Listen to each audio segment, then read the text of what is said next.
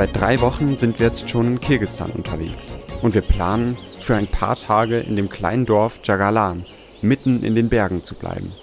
Hauptsächlich um wandern zu gehen, denn hier gibt es die perfekten Möglichkeiten dafür.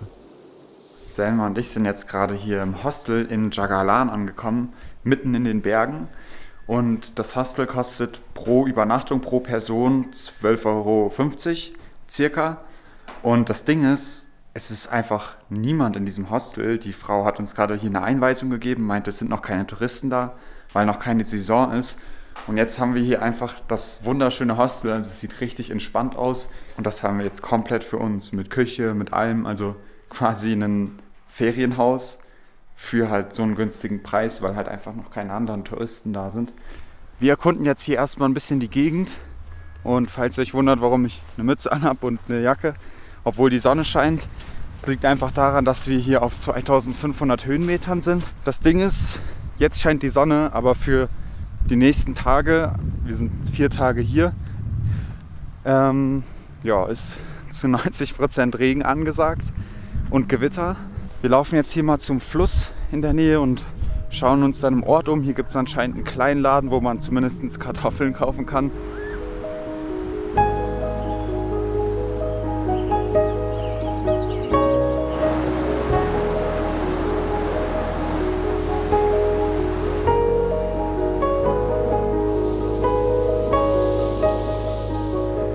Die Ruhe und Natur gefällt uns richtig gut und wir genießen jede Minute hier.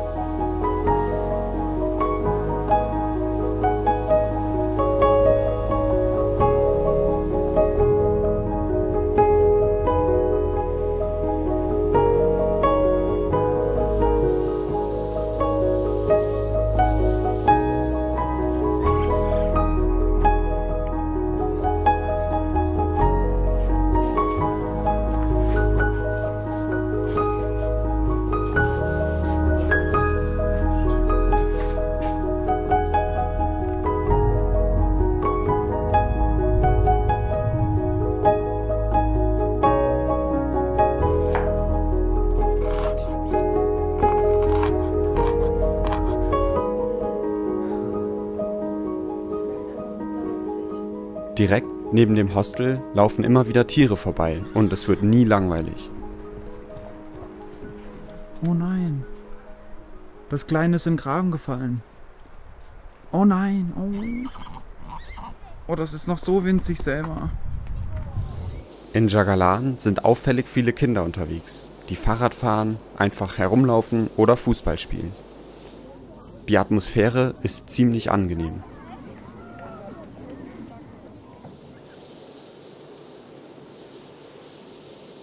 Wir machen uns jetzt auf den Weg zu einem Bergsee und bis jetzt hat es zum Glück noch nicht geregnet. Allerdings, naja, das seht ihr ja selbst. Mal schauen, wir sind auf jeden Fall ausgerüstet mit unseren Regensachen. Ja?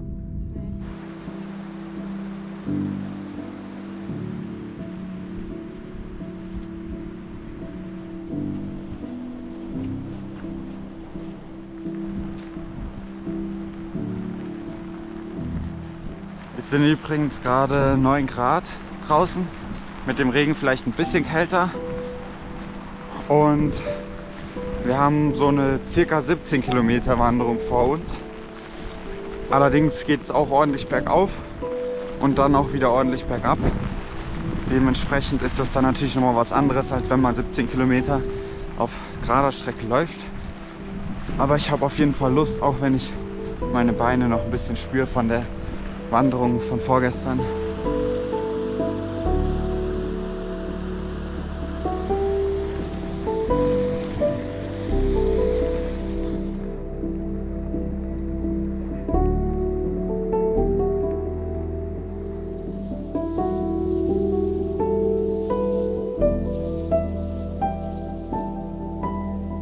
Der Regen hat zum Glück aufgehört und klar, hier sind immer noch ein paar dunkle Wolken, aber es hält sich in Grenzen.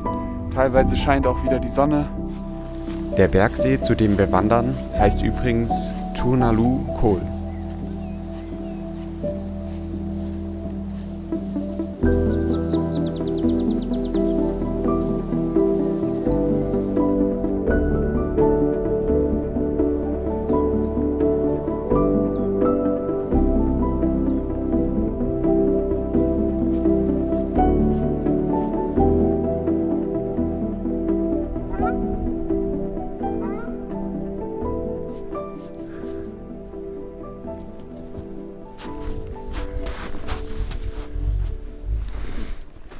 Alright, wir haben es jetzt bis zum See geschafft.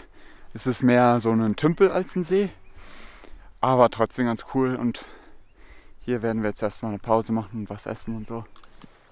Schon anstrengend, ja.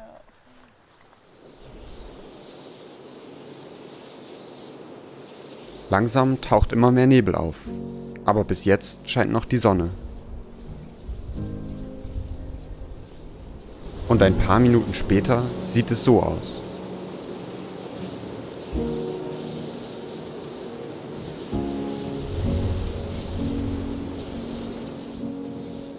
Ich finde es sehr spannend, in den Wolken zu sein. Allerdings wird der Wind immer stärker.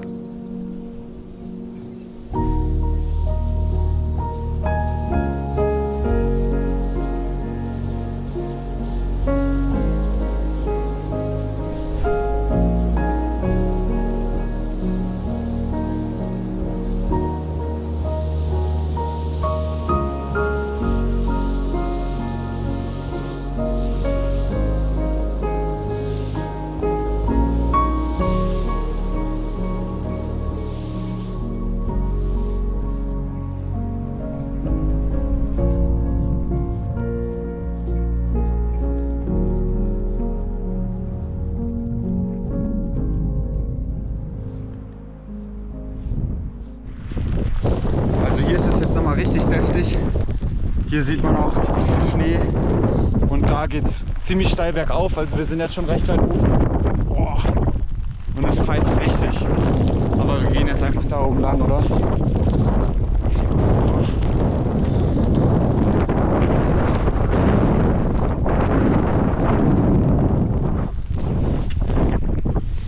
Hier überall Schnee. Hier an der Seite zu halten. Warum? Geht der Weg nicht jeder rechts runter? Aber ich glaube, das dauert noch eine ganze Weile. Es ist zwar extrem windig, aber die Aussicht ist trotzdem richtig schön.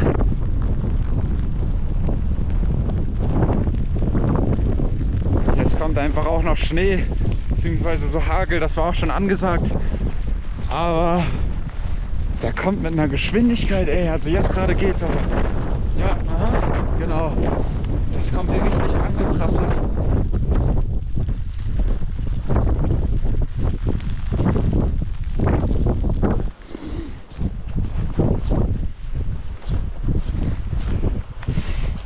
Und trotz dem ganzen Regen und Wind macht es richtig viel Spaß.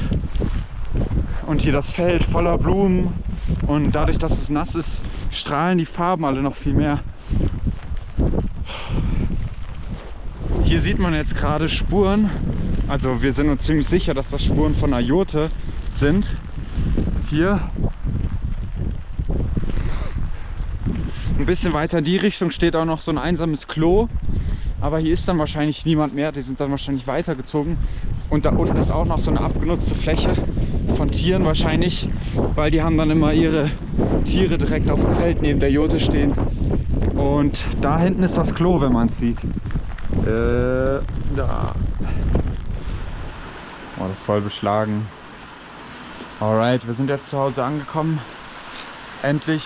Und jetzt kommt nur noch der große Test, ob wir trocken geblieben sind. Aber bei mir fühlt es sich zumindest so an. Also Selmas Jacke ist ein bisschen nass geworden. Aber ich glaube durch die Kapuze. Ja. Weil am Anfang hat Samuel zwar festgestellt, dass ich meine Kapuze nicht richtig auf habe, hat es mir aber nicht erzählt. Also nur die, aber nicht die von der Regenjacke. Jetzt ist, weil jetzt hier alles nass. Weil Rücken sieht doch gut aus, oder? Auch nicht. Ja, halbwegs gut. Schauen, aber bei mir sieht es ziemlich trocken aus und fühlt sich auch ziemlich trocken an. Ja, hier unten ein bisschen nass, aber das ist auch normal. Ich habe auch meine Hände in die Jacke gemacht. Also falls ihr mal in Kirgisistan sein solltet, dann kauft euch definitiv eine Regenhose, weil hier alles trocken. Nix, also nur ein bisschen hier unten, aber das ist ja auch normal bei halbhohen Schuhen. Aber selbst meine Socken sind bis auf hier ein bisschen komplett trocken und Selmas auch. Also richtig gut. Jetzt gehen wir aber erstmal schnell rein. Wir werden jetzt noch ein bisschen was essen und chillen. Wir sind ziemlich erschöpft und morgen geht es dann aber direkt wieder weiter. Planmäßig wollen wir da zu einem Wasserfall laufen. Mal schauen, aber ja, vielleicht wird das Wetter ja ein bisschen besser als heute.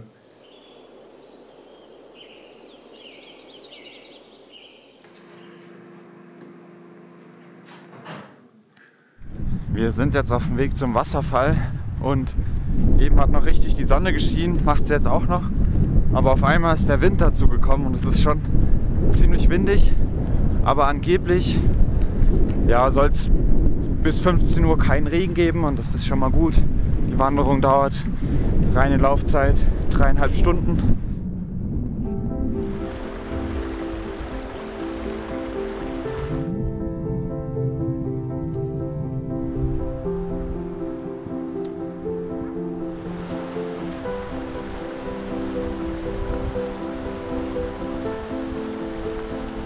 Zum Glück scheint permanent die Sonne und die Wanderung ist nicht allzu anstrengend. Perfekt nach einem Tag wie gestern.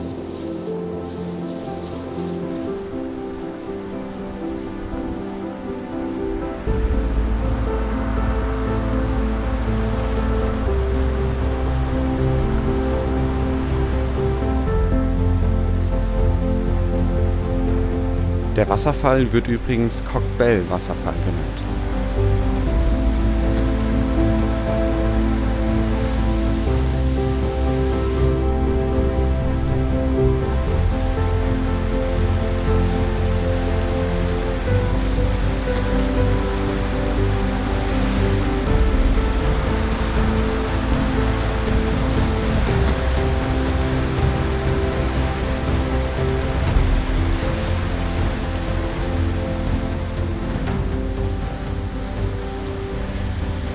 Was macht mehr?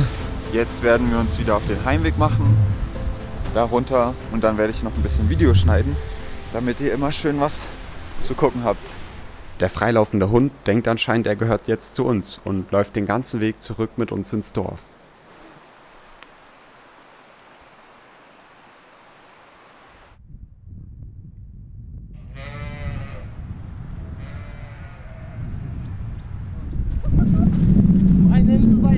Bayer.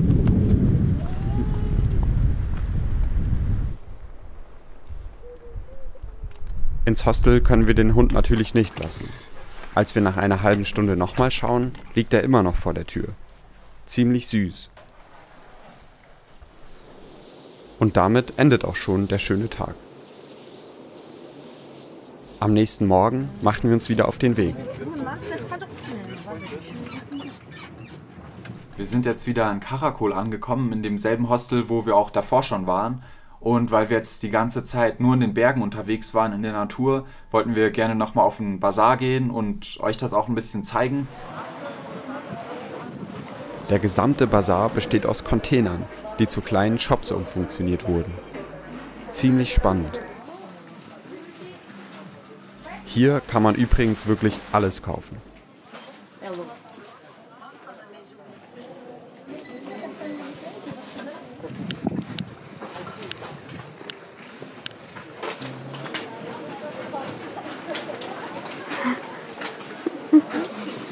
Kaçan pomidoro? Kaçan pomidoro? Die Idee, aus Containern etwas komplett Neues zu erschaffen, finde ich ziemlich inspirierend.